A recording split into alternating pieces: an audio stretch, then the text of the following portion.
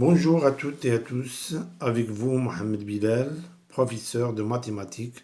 Aujourd'hui, on va faire l'exercice 6 concernant les fonctions linéaires et les fonctions affines et qui fait partie d'un examen régional 2012. Donc, on va lire l'exercice.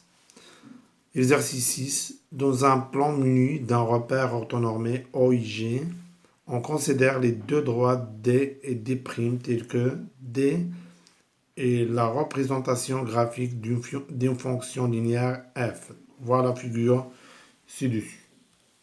Donc on a repère orthonormé et deux droites D et D'. Bien sûr que D est la représentation d'une fonction linéaire parce que c'est une droite qui passe par l'origine O. Et toute droite passant par l'origine d'un repère représente la représentation graphique d'une fonction linéaire. Oui, donc on a déjà vu ça.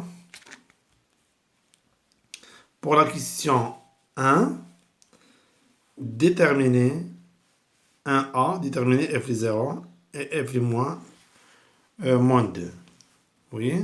Pour la question B, déterminer le nombre dans l'image par la fonction f est 1, c'est-à-dire l'antécédent de 1 par la fonction f. C, déterminer le coefficient de la fonction f. 2, on considère la fonction affine g telle que g de x égale à moins 2x plus 5. A, question A, calculer g les 1, c'est-à-dire l'image de 1 par la fonction g, et g les 2, c'est-à-dire l'image de 2 par la fonction g. B, montrer que la droite D' est la représentation graphique de la fonction affine g. Et troisièmement et finalement, vérifier graphiquement que f les 2 égale à g les 2. C'est-à-dire, on doit vérifier que 2 est la solution de l'équation f les x égale à g les x. Oui, donc commençons par la question 2. Donc on a déjà vu comment calculer l'image d'un nombre algébriquement, mais maintenant on va voir comment calculer l'image d'un nombre graphiquement ou bien géométriquement. C'est ça ce qu'on va voir. Donc commençons par l'exercice, par la question 1A. Oui, solution.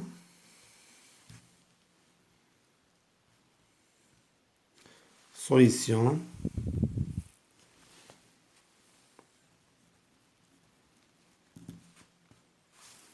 Solution d'exercice.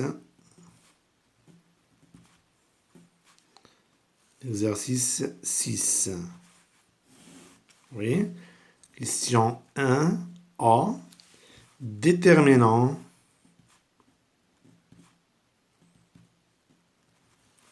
l'image de 0 et l'image de moins 2. Oui. Par la fonction f, bien sûr. Oui, donc on commence par... oui. Donc on sait que pour qu'un point M soit appartient à la courbe d'une fonction, f soit affine ou bien linéaire, nécessairement il faut que l'image de l'abscisse, c'est-à-dire si on a xy, il faut que f de x égale à y, c'est-à-dire il faut que l'image de l'abscisse égale à l'ordonnée.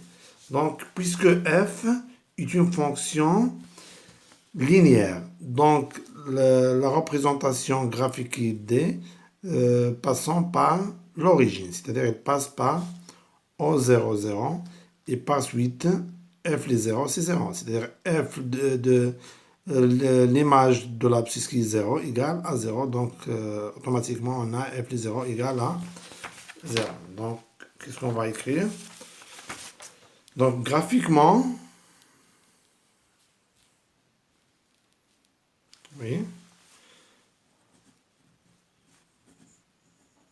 graphiquement, on a f les 0 égale à 0 parce que la représentation graphique de la fonction f, qui est une fonction linéaire, passe par l'origine au 0, 0. Maintenant, on doit calculer f de moins 2. Oui. Donc, pour calculer, si on a par exemple,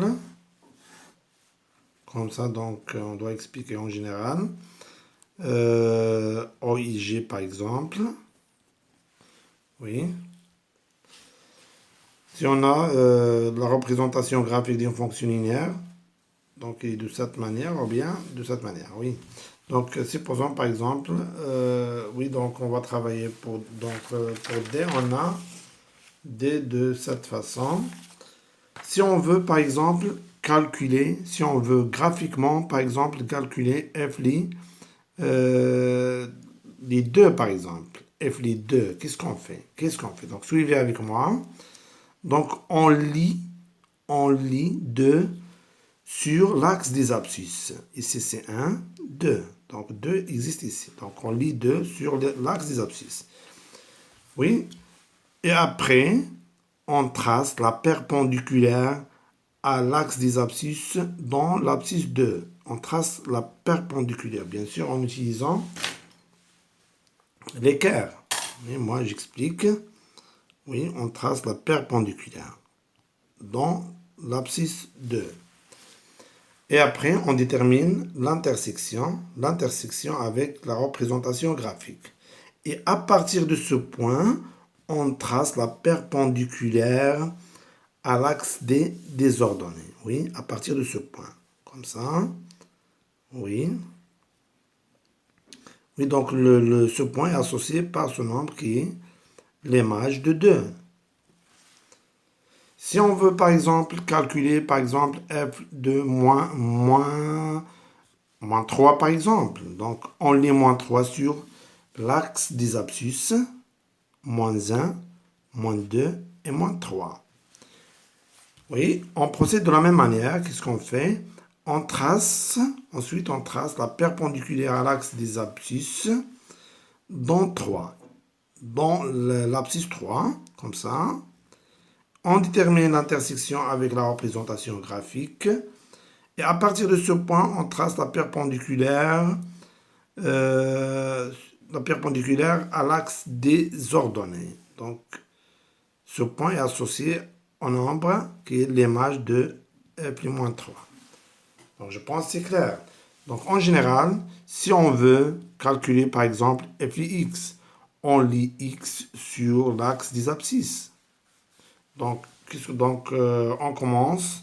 Si on veut calculer l'image d'un nombre, on commence de l'axe des abscisses vers l'axe des ordonnées. Maintenant, inversement, si on veut calculer le nombre dans l'image, c'est-à-dire l'antécédent, si on veut calculer par exemple l'antécédent de 2, par exemple, 2, c'est-à-dire le nombre, on doit déterminer le nombre dans l'image égale à 2 par f. Donc, dans ce cas, on lit 2, on lit dans l'axe des ordonnées. Donc, on le lit ici. Et on procède de la même manière qu'on a fait de l'axe des abscisses vers l'axe des ordonnées. Maintenant, de l'axe des ordonnées vers l'axe des abscisses. Donc, on trace la perpendiculaire à l'axe des ordonnées dans l'ordonnée 2. On détermine l'intersection et on trace à partir de ce point l'intersection à l'axe des abscisses. Ce point, bien sûr, associé à un nombre qui est l'antécédent de 2. Donc, si on veut déterminer l'antécédent d'un nombre, on commence par l'axe des ordonnées vers l'axe des abscisses. Je pense que c'est clair. Donc, c'est ça ce qu'on va faire. Donc, maintenant, pour déterminer f lit moins 2, on lit moins 2 sur l'axe des abscisses. Donc, moins 2 existe, donc on le lit comme ça. Moins 1, et ici c'est moins 2. Après, on trace la perpendiculaire. J'ai déjà expliqué ça. Oui. L'intersection, et après, on trace à partir de ce point l'intersection, oui, comme ça, à l'axe des ordonnées.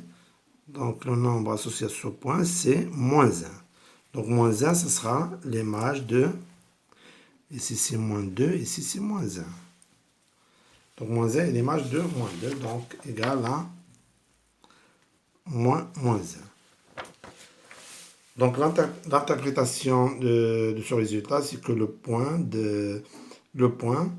d'abscisse moins 2 et de coordonnées moins 1 appartient à la représentation graphique de f, c'est-à-dire à D. Oui. Pour l'autre question,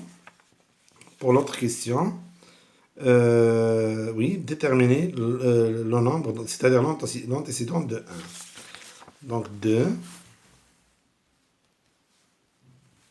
oui, 2, non, c'est pas 2, mais B. B, déterminant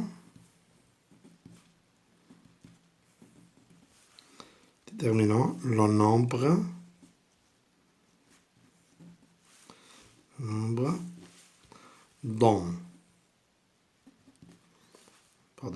dans l'image par la fonction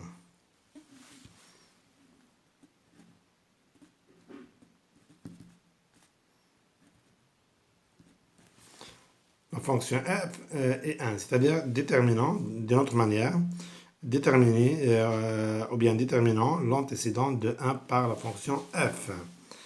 Oui, donc maintenant, qu'est-ce qu'on va faire? Donc on commence. Donc si on veut déterminer l'antécédent de 1 par f, donc on lit 1 sur l'axe des ordonnées, l'inverse de l'image. Oui, donc 1 existe ici, c'est 1. Qu'est-ce qu'on fait? On trace la perpendiculaire, comme ça, à l'axe des ordonnées, oui, dans l'ordonnée 1. Et après, on trace, à partir de ce point, la perpendiculaire à l'axe des abscisses. L'antécédent, ce sera le nombre associé à ce point, c'est-à-dire 1, 2. Donc l'antécédent de 1, ce sera 2. Donc graphiquement,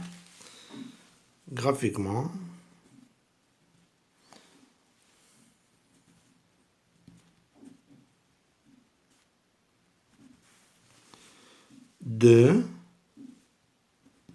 est le nombre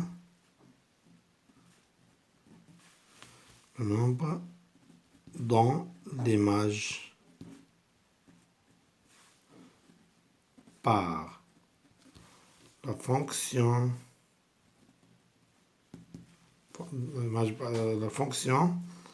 f est 1. Ou bien 2 est l'antécédent de 1 par la fonction f. Ce sont les mêmes. Maintenant, c'est déterminer le coefficient de la fonction f. Donc, on sait qu'on a donc une règle de détermination le coefficient d'une fonction linéaire. Donc, le coefficient, ce sera f de x sur x, avec x bien sûr différent de 0, parce qu'on ne peut pas diviser par 0. Donc, égal à f de x sur x. Oui. Déterminant, c'est déterminant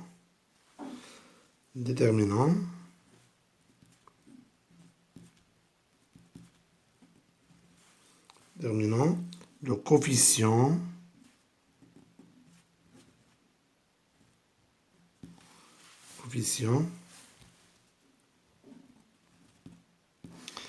de la fonction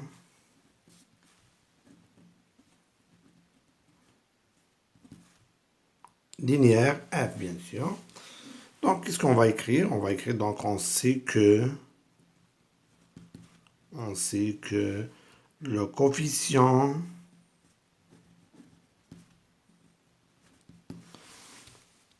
de la fonction linéaire f est A égale à f de x sur x. Or, donc, on a, d'après les données intuitives, bien sûr, on sait que f de moins 2 égale à moins 1. Donc, on peut donner à la valeur de x le nombre 2. Donc, on peut prendre x égale à moins 2, égale à moins 2.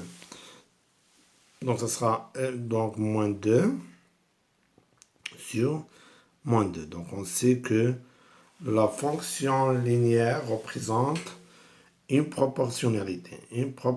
Donc, n'oubliez pas ça. Donc, égal à, donc, f égale à moins 1 sur moins 2, égal à 1 sur 2. Donc, le coefficient de la fonction linéaire f, c'est 1 sur 2. Maintenant, on passe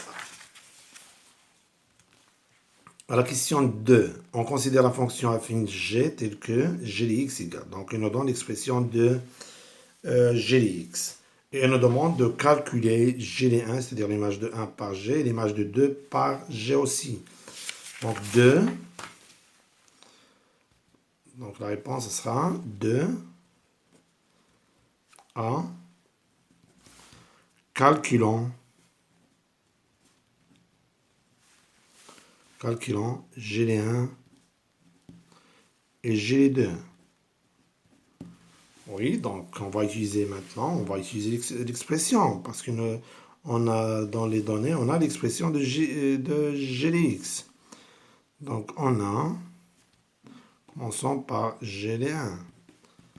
Donc pour calculer g de 1, il suffit de remplacer dans l'expression de g de x, x par 1. Donc ça donne g de 1 égale à moins 2 fois 1 plus 5.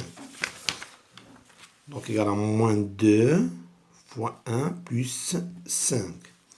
Oui, donc on donne la priorité à la multiplication. C'est moins 2 plus 5 égale à 3.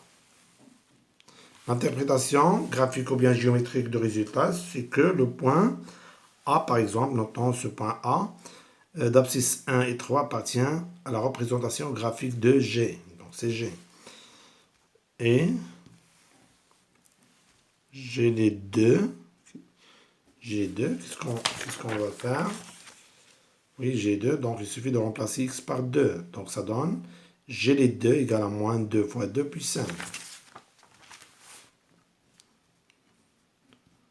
Moins 2 fois 2 plus 5 égale à moins 4 plus 5 égale à 1. Interprétation graphique ou bien géométrique. Le point, par exemple, B d'abscisse 2 et d'ordonnée 1 appartient à la représentation graphique de G. Oui. Pour la question B, donc il nous demande de montrer que D', tracé dans la figure ici, et la représentation, c'est la représentation graphique de la fonction affine G. Donc, puisque G est une fonction affine, donc on sait que la représentation graphique de G est une droite. Bien sûr, puisque B est différent de 0, donc il ne passe pas par l'origine. Donc c'est une droite. Et D' aussi une droite. Et pour montrer que deux droites sont confondues, il suffit de montrer qu'ils ont deux points communs. Et ces deux points nécessairement doivent être distincts. Donc c'est ça ce qu'on va le démontrer, le faire. Donc B, montrant que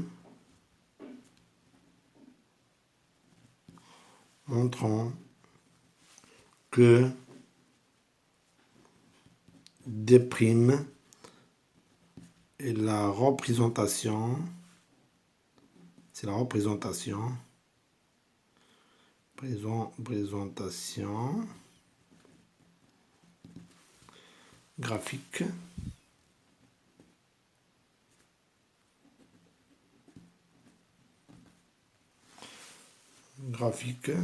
de la fonction affine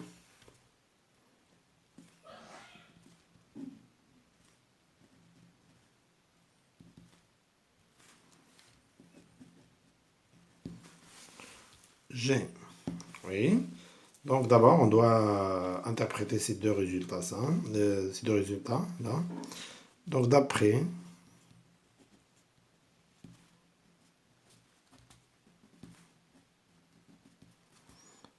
précède, on sait. Oui, donc d'après ce qui précède, on sait que G, on sait que GD, oui, donc GD1 égale à 3 et GD2 égale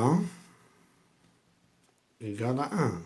Donc, c'est-à-dire quoi? Que GD1 égale à 3, donc le point A d'abscisse 1 est d'ordonnée 3 et le point B d'abscisse 2 d'ordonnée 1 appartiennent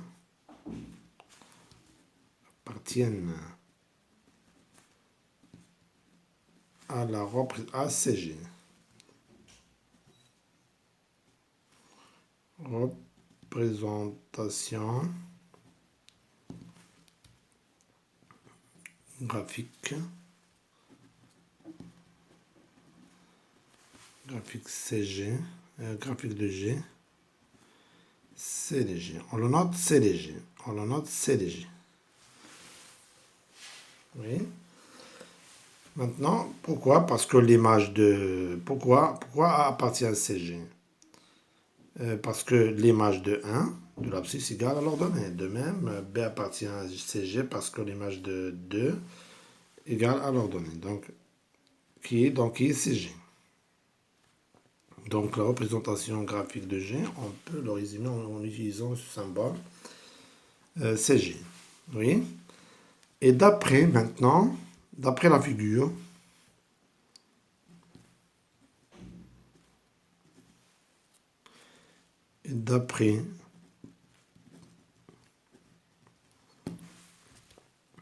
figure, ci-dessus, donc on remarque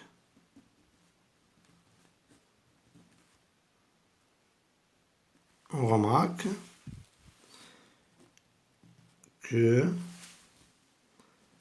A d'abscisse 1, 3 et B d'abscisse 1, abscisse 1 d'ordonnée 3, abscisse 2 ordonnée 1. Oui. Donc le point A3, 1 et 3 ici, 1, 2, 3, ce point. Donc appartient à D'. Et le point B de 1, 2 et ici 1. Donc appartient. Donc ces deux points, donc A et B. A et B appartient à D'. Donc on peut noter ce point par exemple. Oui, donc le point B c'est ce point. Et le point, le point A sur point et le point B sur point.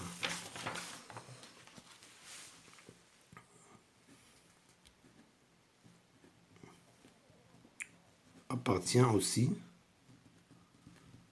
à D'. Oui, donc il faut signaler que ces deux points sont distincts, c'est nécessaire. Et puisque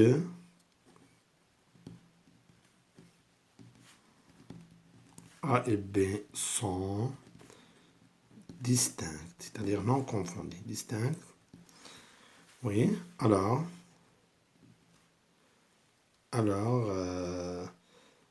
D'. Et la représentation graphique de G, on peut le noter CG. Et CG sont confondus. Oui, parce que si deux droites ont deux points deux points communs. Et ces deux points sont distincts, donc ces deux droites sont confondues, bien sûr. Oui.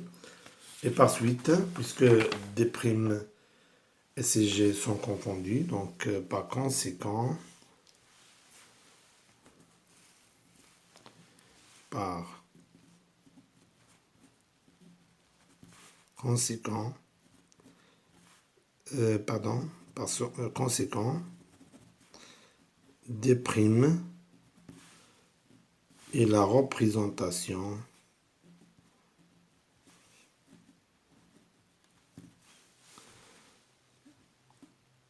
graphique de la fonction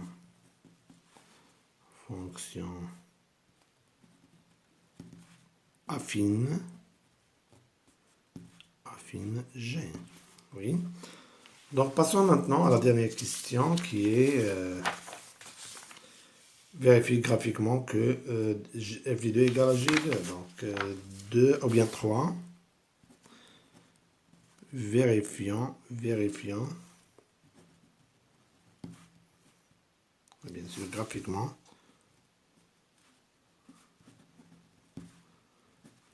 ou bien géométriquement. Graphiquement,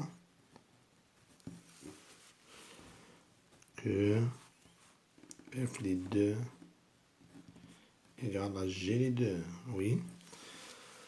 Donc, d'après la figure, qu'est-ce qu'on remarque? On remarque que le point d'intersection, c'est le point B. Donc, le point B, donc on a déjà noté B. Le point B, c'est le point, oui, le point d'abscisse 2 et d'ordonnée 1. Donc, on a déjà noté B. Donc, on doit conserver la même notation. Oui. Donc, d'après la figure,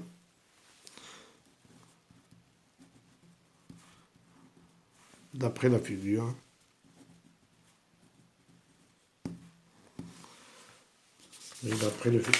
on remarque que B, le point d'abscisse 2 et d'ordonnée 1, c'est-à-dire le point B, et le point d'intersection. La figure dessus, on remarque que, oui, on remarque que B2 de 1 est le point d'intersection. Section de D qui est la représentation graphique de f, la fonction linéaire f, et D' qu'on a déjà montré qu'il est la représentation graphique de la fonction affine. Donc D c'est la représentation graphique de la fonction linéaire f et D' la représentation graphique de la fonction affine. Donc B appartient à la représentation graphique de fonction linéaire, D qui est la représentation graphique de la fonction linéaire f, signifie que l'image d'abscisse qui est 2, donc nécessairement donc l'image de l'abscisse égale à l'ordonnée. Donc le point B aussi appartient à D', qui est la représentation graphique de la fonction affine G, d'après la définition de la représentation graphique d'une fonction, soit linéaire ou bien affine. Donc on aura nécessairement aussi que l'image de 2 égale à 1. Et par suite,